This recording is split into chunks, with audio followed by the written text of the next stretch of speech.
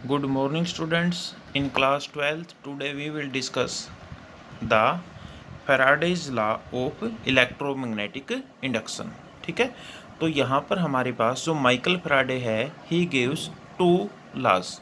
First law था, उसने ये बताया कि whenever the amount of magnetic flux linked with a coil changes the induced EMF in the coil will be produce. ठीक है, तो हमने जैसे कि कल हमने किया था कि उसने क्या किया था, एक कोयल ली थी विच वाज कनेक्टेड विद ए गल्वेनोमीटर, और जब उसने एक बार मैग्नेट को मूव करवाया तो जैसे ही वो मूव करवाता है तो वहाँ पर जो मैग्नेटिक फ्लक्स लिंक होगा उस कोयल के साथ वो चेंज होगा, और जिसके कारण क्या है, एक ईएमएफ इंड्यूस होती है जिसको हम एक गल्वेनोमीटर से नोट कर सकते हैं. ठीक है, तो वहाँ पर जो फर्स्ट लॉ है वो हमें बताता है कि जब भी हम मैग्नेटिक फ्लक्स जो भी कोयल के साथ लिंक्ड होगा, चेंज होगा, तो ईएमएफ कोयल के अंदर इंड्यूस होगी. और वो ईएमएफ कब तक रहती है, जब तक हम मैग्नेटिक फ्लक्स को चेंज करेंगे. अगर मैग्नेटिक फ्लक्स को चेंज करना बंद कर देते हैं तो वहाँ पर जो ईएमएफ है वो भी प्रोड्यूस होना बंद हो जाती है. ठीक है, तो वहाँ पर ये हमारा फर्स्ट लॉ था. इसको एक्सप्लेन करने के लिए जो हमने कल किए थे एक्सपेरिमेंट, तो उनको आप एक्सप्लेन कर सकते हो. When the bar magnet is moved towards the coil, the magnetic field line crossing the area in the coil will be change and the EMF will be induce. ठीक है, due to the change in the magnetic flux linked with the coil. तो ये हमारा first law था. अब जो second law है वो क्या कहता है कि it states that the magnitude of EMF induce, यानी जो ईएमएफ इंड्यूस होगी उस कोयल के अंदर वो डायरेक्टली प्रोपोर्शनल होगी change in magnetic flux D phi by में डी टी. ठीक है, तो ये हमें सेकंड लॉ हमें एक्सप्लेन करता है. तो हम कह सकते हैं it states that the magnitude of EMF is directly proportional to the rate of change of magnetic flux linked with the coil, कि हमारे पास कितना फ्लक्स लिंक्ड है कोयल के साथ. तो यहाँ पर जो फाई है वो क्या है, चेंज इन मैग्नेटिक फ्लक्स, जिसको हम मान सकते हैं, मान लिया फाई वन क्या है, magnetic flux through the coil at time t is equal to 1, और फाई टू क्या मान सकते हैं, जब टाइम t2 है तो मैग्नेटिक फ्लक्स कितना लिंक्ड है कोयल के साथ. ठीक है, तो जो चेंज होगा उसको निकाल सकते हैं फाइनल फ्लक्स माइनस में इनिशियल फ्लक्स, और जो टाइम चेंज होगा उसको dt से नोट कर सकते हैं, किसके इक्वल होगा, t2 माइनस t1. ठीक है, तो यहाँ पर हम अगर देखें जो rate of change of flux है उसको लिख सकते हैं D phi by D T, तो वो किसके इक्वल होगा, phi two minus phi one by में T two minus T one. तो हम कह सकते हैं अकॉर्डिंग टू सेकंड लॉ, तो जो ईएमएफ है इंड्यूस होगी वो डायरेक्टली प्रोपोर्शनल होगी rate of change of magnetic flux. ठीक है, अगर हम प्रोपोर्शनैलिटी कांस्टेंट को हटाते हैं तो वहाँ पर हम कांस्टेंट को रखते हैं नेगेटिव साइन. ठीक है, तो नेगेटिव साइन क्या इंडिकेट करता है कि जो ईएमएफ इंड्यूस होगी वो हमेशा अपोज करती है, जो मैग्नेटिक फ्लक्स चेंज होगा हमेशा उसका अपोज करेगी. ठीक है, तो यहाँ पर ये हम नेगेटिव साइन पुट कर देते हैं. ठीक है, इसके बाद है लेंजीज लॉ. लेंजीज लॉ क्या कहता है कि this law gives the direction of induced current या इंड्यूस्ड ईएमएफ. तो हम इस लॉ को ऐसे भी एक्सप्लेन कर सकते हैं कि जैसे हमारे पास ये कोयल है और यहाँ पर एक बार मैग्नेट को मूव करवाते हैं, जैसे मूव करवाएंगे तो वहाँ पर एक ईएमएफ इंड्यूस होगी. जो ईएमएफ इंड्यूस होगी वो हमेशा क्या करती है, अपोज करती है जो चेंजिंग मैग्नेटिक फ्लक्स है हमेशा उसका. ठीक है, तो हम इसको एक्सप्लेन कर सकते हैं कि it states that the direction of induced EMF और इंड्यूस्ड करंट, चाहे हम ईएमएफ बोल दें या करंट बोल दें, is such that it opposes the change, ये हमेशा अपोज करेगी चेंज का, विच प्रोड्यूसिंग इट, यानी इसको कौन प्रोड्यूस कर रहा है, जो मैग्नेटिक फ्लक्स चेंज हो रहा है उसका. तो यानी ये हमेशा क्या करते हैं, it opposes the change in magnetic flux. ठीक है, इसी चीज़ को जो मैंने यहाँ पे दिखाया है, इसी चीज़ को मैंने यहाँ पर एक्सप्लेन किया है कि अगर हम पास में लेके आते हैं तो ये हमेशा उसका अपोज करेगी, यानी ये नॉर्थ पोल है तो ये भी नॉर्थ पोल की तरह बिहेव करेगी. अगर हम नॉर्थ पोल बनाएं तो इसमें पोलैरिटी ऊपर की ओर जा रही है, एन ऊपर की ओर है. अगर हम इसको एन को ऐसे बनाएं कोयल के अंदर तो यानी ये क्या है, एन ऊपर की तरफ और ये नीचे, तो इसे हम क्या कर सकते हैं, क्लॉकवाइज एंटी क्लॉकवाइज हमारी क्या होगी, डायरेक्शन होगी जो ईएमएफ इंड्यूस होगी. ठीक है, जब हम इसको दूर लेके जाते हैं तो उसको दूर जाने से रोकेगा ये कोयल के अंदर जो ईएमएफ इंड्यूस होगा, तो हम क्या करते हैं इसमें साउथ पोल बना देंगे, यानी इसको पीछे की तरफ कौन खींच सकता है, जब ये कोयल क्या करे, एक साउथ पोल की तरह बिहेव करे.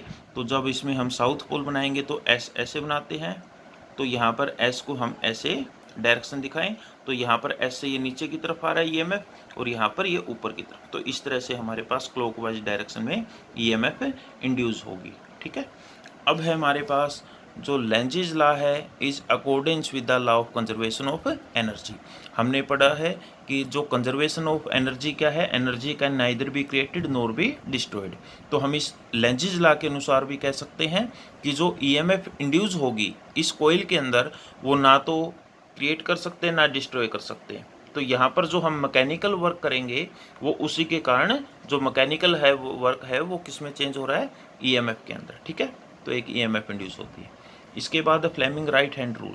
अगर हम हमारा राइट हैंड लें तो राइट हैंड है वो क्या होगा हमारा, ये अगर हम राइट हैंड लें तो हमारे पास जो थंब है, फोर फिंगर है और सेंट्रल फिंगर है। तो यहाँ पर जो हम कह सकते हैं stretch the first finger, central finger and the thumb of your right hand mutually perpendicular to each other. तो वो एक दूसरे के परपेंडिकुलर है। Then the first finger gives the direction of magnetic field. तो हमेशा जो फर्स्ट फिंगर है वो क्या बताएगी, हमें मैग्नेटिक फील्ड के बारे में बताएगी। यानी ये चाहे वो लेफ्ट हैंड रूल हो या राइट हैंड हो, हमेशा फोर फिंगर क्या बताती है, हमेशा मैग्नेटिक फील्ड। और जो थंब है वो direction of motion of conductor. अगर यहाँ पर हम करंट की ये जो कंडक्टर है उसकी मोशन को डिफाइन करें थंब के द्वारा, तो जो सेंट्रल फिंगर है ये क्या बताएगी हमें, इंड्यूस्ड करंट के बारे में। ठीक है, तो ये हमारा क्या है, फ्लेमिंग्स राइट हैंड रूल। ठीक है, तो हम यहाँ पर राइट हैंड रूल का यूज करते हैं to find out the direction of induced current. ठीक है, तो ये हमारा फ्लेमिंग का राइट हैंड रूल कहलाता है। ठीक है, इसके बाद है हमारे पास कौन कौन से ऐसे मेथड है जिसके द्वारा हम ईएमएफ को इंड्यूस कर सकते हैं।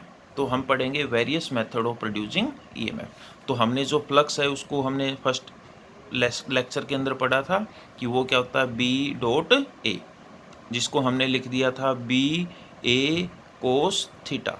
तो यहाँ पर थीटा क्या था हमारे पास, angle between the normal and the magnetic field of the magnetic field. ठीक है, तो यहाँ पर जो एंगल है हमारे पास उसके ऊपर डिपेंड करेगा। तो हमारे पास देखो यहाँ पर जो फ्लक्स चेंज होगा, तो अभी हमने किया कि जो ईएमएफ इंड्यूस होती है वो क्या होती है, d phi by D t. ठीक है, तो यहाँ पर जो फ्लक्स है वो क्या है हमारे पास, बी ए कोस थीटा। यानी जो फ्लक्स चेंज होगा तो ही ईएमएफ इंड्यूस होगी। तो किन किन फैक्टर के ऊपर डिपेंड करती है, नंबर 1 बी मैग्नेटिक फील्ड के ऊपर, number 2 area of the coil, number 3 angle between the area of the coil and the magnetic field. इन तीन फैक्टर के ऊपर वो वैल्यू डिपेंड करेगी। तो हम क्या कर सकते हैं, ईएमएफ को इंड्यूस कर सकते हैं number 1 bye changing the magnetic flux density. यानी मैग्नेटिक फ्लक्स डेंसिटी को चेंज करके हम क्या कर सकते हैं, ईएमएफ को इंड्यूस कर सकते हैं, जो कि हमने फैराडे के फर्स्ट और सेकंड लॉ के अंदर स्टडी किया। ठीक है, तो वहाँ पर जब हम बार मैग्नेट को मूव करवाते हैं कोयल की तरफ, तो वहाँ पर जो फ्लक्स लिंक्ड होता है, मैग्नेटिक फ्लक्स डेंसिटी है वो चेंज होती है, जिसके कारण एक ईएमएफ इंड्यूस होती है एक कोयल के अंदर। ओके, तो फर्स्ट लॉ हम पढ़ चुके हैं। सेकेंड है by changing the area of the coil. अगर हम कोयल के एरिया को चेंज करें, तो यहाँ पर मैंने एक फिगर से एक्सप्लेन किया है कि यहाँ पर हमारे पास मैग्नेटिक फील्ड है और यहाँ पर हमारे पास एक रेक्टेंगुलर कोयल को रखते हैं। उस रेक्टेंगुलर कोयल है तो हम उसकी लेंथ एक्स मान सकते हैं और ब्रेड्थ एल मान सकते हैं। ठीक है, तो जब हम इसको मूव करवाते हैं मैग्नेटिक फील्ड के अंदर, तो वहाँ पर हमारे पास जो एरिया है वो कोयल का वो चेंज होगा। तो यहाँ पर बी और मैग्नेटिक फ्लक्स हमें पता है फाई किसके इक्वल होता है, बी डॉट ए। एरिया किसके इक्वल होगा, लेंथ इंटू ब्रेड्थ। ठीक है, तो एक्स एल से नोट कर सकते हैं। तो हमारे पास जो ईएमएफ इंड्यूस होती है वो किसके इक्वल होती है बेटा, d phi by D t. Okay, तो यहाँ पर क्या होगा, डी बाई डी टी, और यहाँ पर बी और हमारे पास फ्लक्स फाई की वैल्यू क्या है, बी एक्स एल। ठीक है, तो यहाँ पर बी और एल क्या है, एल भी कांस्टेंट रहेगा, लेकिन एक्स की वैल्यू चेंज होगी जैसे ही हम कोयल को मूव करवाते हैं। ठीक है, रेक्टेंगुलर कोयल को मूव करवाते हैं मैग्नेटिक फील्ड में। तो यहाँ पर बी और एल को कांस्टेंट को बाहर रखा, D x by D T हम देखें तो डिस्प्लेसमेंट बाई में टाइम क्या होगा, वेलोसिटी, तो बी एल वी के इक्वल होगा। ठीक है, अगर हमारे पास नंबर ऑफ टर्न कोयल के अंदर क्या है, एन है, तो हम एन बी एल वी रख सकते हैं। ठीक है, उसके बाद है जो थर्ड मेथड है, that is by changing the orientation of the coil with respect to magnetic field. अगर हम मैग्नेटिक फील्ड के रिस्पेक्ट में जो कोयल है अगर उसको रोटेट करवाते हैं तो भी हम ईएमएफ को इंड्यूस कर सकते हैं, which is the basic principle of AC generator. AC generator के अंदर आप 10th क्लास में भी पढ़ चुके हैं, और इसका जो थर्ड पार्ट होगा 4th यूनिट का, उसके अंदर भी हम अच्छे से स्टडी करेंगे। ठीक है, तो अभी आपने ये याद रखना है कि अगर हम किसी कोयल को रोटेट करते हैं मैग्नेटिक फील्ड के अंदर, तो उसके अंदर हमारे पास क्या होगा, एक ईएमएफ इंड्यूस होगी, which is the basic principle of AC generator. ठीक है, तो आपने ये टॉपिक अच्छे से सोल्व करके देखने हैं, रीड करके देखने हैं, तो आप ये एक बार ज़रूर पढ़ के देखें। Okay, thank you.